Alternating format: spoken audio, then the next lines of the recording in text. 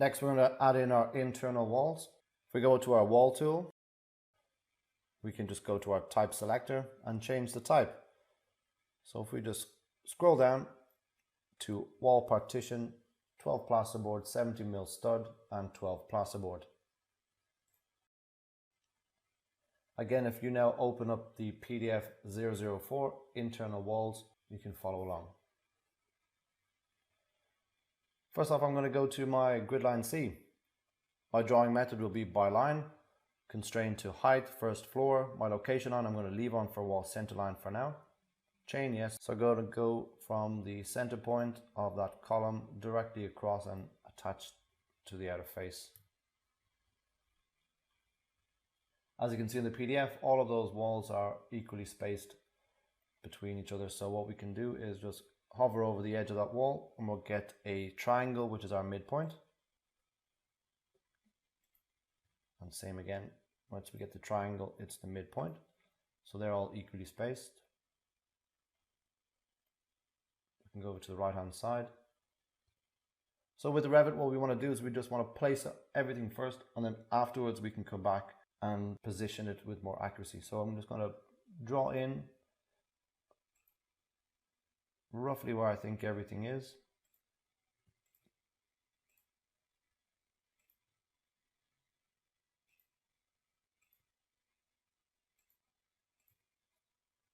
Like so.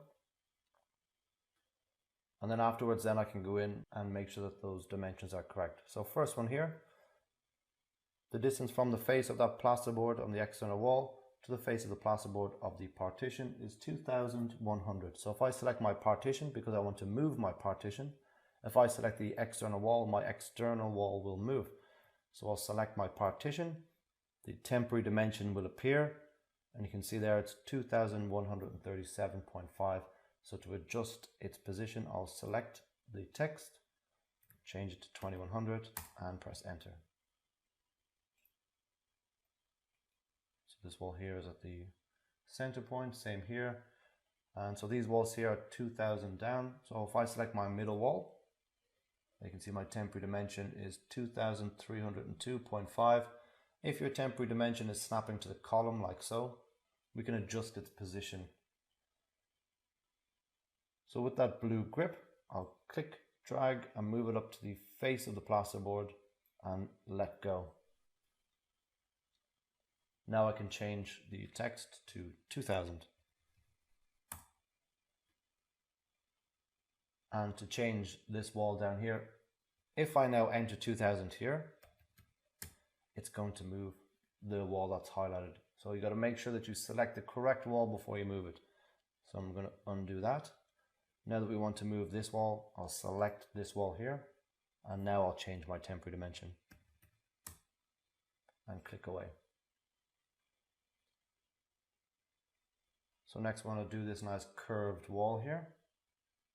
So to do that, I'm just going to again just roughly draw in the walls where I think they belong. And there's another one there. So draw in those nice straight walls. Afterwards, we can add in those curves. So the first thing is the distance between the vertical partition and the external wall. You can see there it's set to 2800. So come down to my temporary dimensions, change that to 2800. Okay, so next we want to get that curve between the two walls. So we go to our wall tool, select fitted arc, select the two walls. If we get that warning symbol, if we just go across to the other side, we can place it and it will generate on the other side. Once it's placed, we can then select it and change the radius, which is 2200. We'll do the same for the bottom.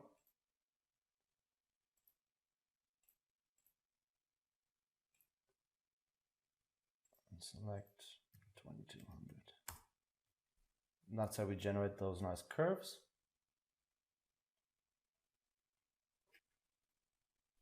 So with our partitions on grid line C here, we can see that the partition is cutting right into the brick and going to the blockwork. Again, the reason for this is because of our wall boundaries. So the metal stud in between here has its own boundaries as well as our block work. So there are two boundaries connecting to each other. So the brick is completely ignored as well as the plasterboard for our partition. So in the real world, this isn't going to happen. We're not going to have a metal stud cutting right through a brick. So what we can do is we can disallow the join of that wall and pull it back. So what we'll do is we'll select the wall and right click on the grip. And there we have disallowed join. And then we'll just click and drag the grip away and attach it to the face of the brickwork. This little symbol here is the joining symbol. So if I ever wanted them to rejoin, I'll just click and it will rejoin.